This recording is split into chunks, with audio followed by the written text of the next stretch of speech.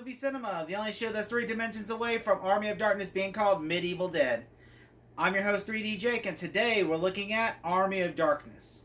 Now, as part of my Road to Evil Dead collaboration efforts, I've done one with Blacktastic Media and Jacob Martin. Now I'm doing one with Ryan Cam on my Road to Evil Dead Rises. Take it away, Ryan Cam.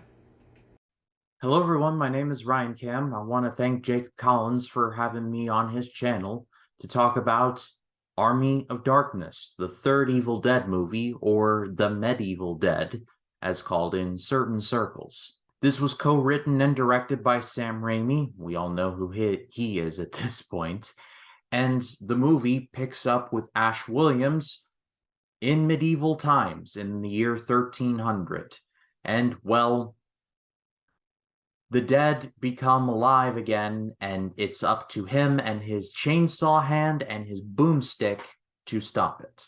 I had heard nothing but positive things about this movie going into it. I love Evil Dead 1, I especially love Evil Dead 2, but Evil Dead 3, among some people, is said to be the best out of all of them. And while I respectfully disagree, I think Evil Dead 2 is the best one. Army of Darkness is still more than worthy of whatever praise that it gets, because the movie, while it is toned down slightly in terms of the scares that we got in Evil Dead 1 and 2, it more than makes up for it in incredible action, one-liners out the wazoo, and the amazing charisma of Bruce Campbell. Bruce Campbell really makes this movie work, and don't get me wrong, he was awesome in Evil Dead 2, but he gets all of the one-liners here. I'm sure you can quote some of them, but here's some of the greatest hits. You're not in charge of Jack and shit, and Jack left town. My personal favorite is when he shoots one of the clones of himself, and he's like,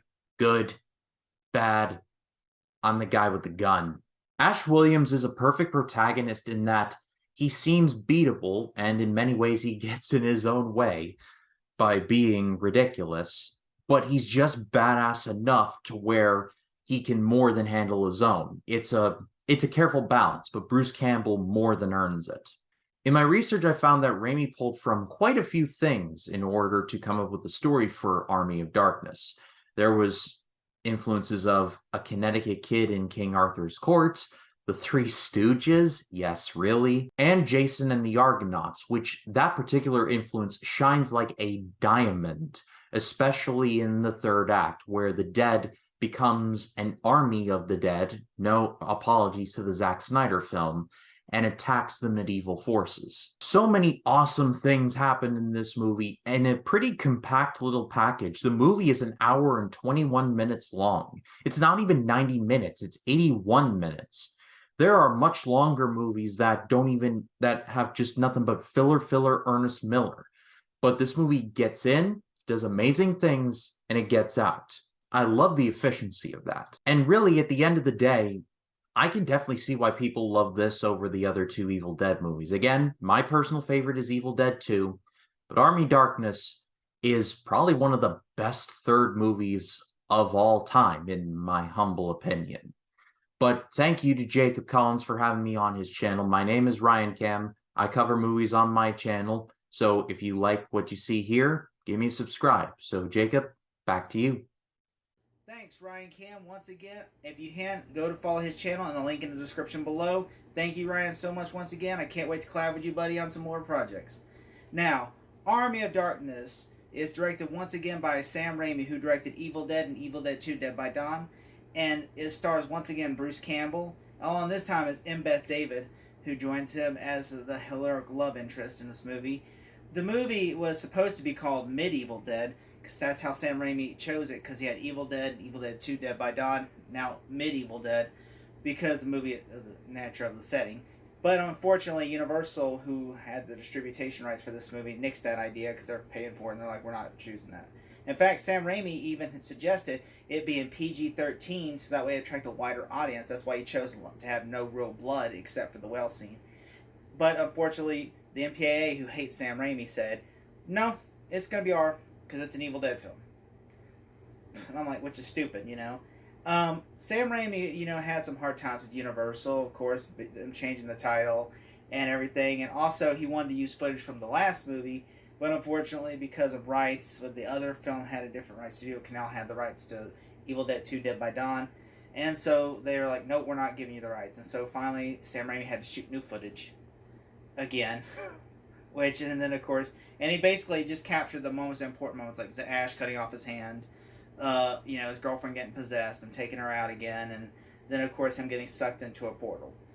I understand if you watch Evil Dead 2 and then you see like, well, he shoots a monster and then he gets praised as a hero, but now he's taken prisoner. Well, that's because Sam Raimi, when he was writing the script, was like, I think it'd be better if Ash is a prisoner, and so he just kind of retcons that ending and goes with a different ending, but they're still keeping the medieval team. I will say, I'm a huge Evil Dead fan. I love Evil Dead. I love the first one. Love the second one. This is my least favorite Evil Dead film. I do not like this movie as much. I mean, I understand that Sam Raimi was trying to go for more humor because Sam Raimi and his brother Ivan Raimi, wrote this movie. Not Ivan Reitman. Ivan Raimi wrote this movie, and so this movie's supposed to be, like more goofy and relies more on the humor aspect than it is scary. In fact, this movie's not even scary. I mean, I do love a lot of moments in this movie. Like one of my favorite moments in the movie is, the scene where Ash, is like, being attacked in the well, and like it dropped him in the well at the beginning, and then this lady just comes up and goes, rah! And then she just punches him in the face as hard as she can, and he's just taking those hits, and it's so great. I love that scene every time because it's like everybody else just gets killed and murdered and mangled. Ash gets the shit beat out of him. And I just love that aspect, and I also love the movie's very, like Ryan noted in his review, the movie has a lot of catchphrases. My favorite also is good, bad, I'm the guy with the gun, or hail to the king, baby. Like, those are two of my favorite lines, and also groovy. Those three are my favorite lines of the movie. I understand there's lots of lines, like, you're giddy little two-shoe Ash, like when Evil Ash is like, you're giddy little two-shoe Ash. Just... There's all several lines, like I've never even seen these assholes. Like the movie's very quotable. Like you could quote you could make a list on a shirt of all the lines quotable in this movie. Like Klaatu, Barada, it's just there's so many lines you can make quotable in this movie. I do love like the battles at the end with the Army of Darkness, and I do kind of wish it had been more theatrical. It feels more like TV battle-esque. It doesn't feel like theatrical as much. Like you're expecting like to have big battle, instead it's just mostly puppets and people in skeleton costumes, which I mean it's fine. I really like that though, and I will also we watched it again, I'm like, this movie feels almost like whenever he's at the what's it called, the windmill. When he's out there, it feels almost like the movie's almost over, and I'm like, I could have swore the movie just started like 10 minutes ago. That's what it felt like. That was one issue I had with the movie, was I had an issue with it. I felt the runtime was kind of shortened. Like Evil Dead 2, you feel like you're in the movie. You feel like it has a great pace of beginning, middle, and end. Versus this movie where it feels like the beginning is at the middle and the end is like the middle. And so that's what I kind of had an issue with. I also, I know a lot of people, including myself, think this is the weakest moment. I remember when I got this movie back like in 2010, like I was at Best Buy, saw it in the DVD bin, and I saw it and I'm like, I was just buying Grown Ups with starring Adam Sandler, and I saw this in the DVD bin and I'm like, I want this, and I went home, watched it after I watched Grown Ups, and I'm like, this movie sucks. Like I thought it sucked. I'm like, it's like there's some funny moments in it. Like I love when Evil Ash blows him away with the shotgun, then he mutilates him with a chainsaw. I love moments like that, but I just feel like to me it has a lot of cheesy moments. Like the skeleton, like to me I thought it was so cheesy with and I understand that, but there's sometimes I think Sam Raimi went overboard on this movie compared to the second one, which had a right amount of humor and horror. Like especially like whenever like all the skeletons are getting blown up and Evil Ash is going, oh. Like, I'm like, that's so stupid. And then when the skeleton goes, let's get the hell out of here! I'm just like, this is stupid. It's like I showed this to a friend of mine once, and a friend of mine said, this movie is shit. I'm like, it's a comedy. It's like a dark comedy. And I really like a lot of these moments, but then there are some like goofs in this movie, like where he finds a freaking book. Like he has a whole thing about like a chemistry book where they help him build weapons. I'm like, yeah, sure. And just stuff like that I think is just ridiculous. And you know, and just stuff like that. But I mean, it's meant to be. It's a comedy. It's a dark horror comedy, and there is a lot of things I do love about the movie, like I've said before, and I do love, like, you know, I think the action is like, it really is great. It does feel like an Evil Dead movie. I kind of wish they would have called it Medieval Dead. I know that Sam Raimi wanted to call it Medieval Dead, but like the studio wanted to make Army of Darkness, I guess, to differentiate it from the other movies, so that way people could go see it and think it's just a different movie altogether. It doesn't have nothing to do with Evil Dead, even though it's clearly Evil Dead 3. You know, and I wish they would have called it Evil Dead 3, Army of Darkness. I think it would have probably done better. But yeah, I think the medieval aspect of it, I thought was kind of, to me personally, I didn't like the medieval aspect of it. I wish they would have went back to the cabin one more time.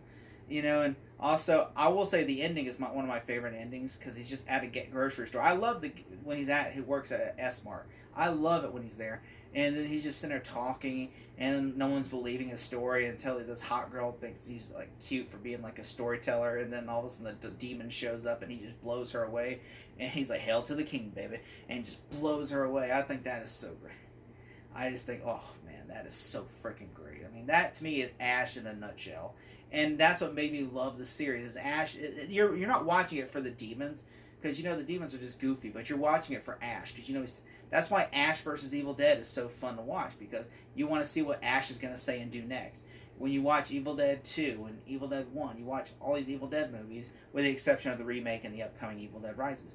You're wanting to see Ash. You want to see what, like, I think that's what's really missing with the remake, and what's missing with the Evil Dead Rises is going to be Ash, because you want to see this character who everybody else is panicking because they're fucking demons, and then you got this character played by Bruce Campbell who is just like, literally, like, I've seen this shit before, and this dude's got a dark sense of humor, because he's just saying and doing crazy shit, because you're just like, well, I've seen this shit before, I've lived this shit, I mean, it's cool, you know, just like, you're like, wow, really? And just like, you know, and just anybody else would be like running away scared, but he's just like, just saying one-liners and blowing them away with a shotgun. I mean, it's a great film. It's not a great film, but I mean, personally, this is the weaker of the bunch, but it's a great series overall. This, to me, would be my least favorite of the series, but I will say it's still well directed. It's well scored.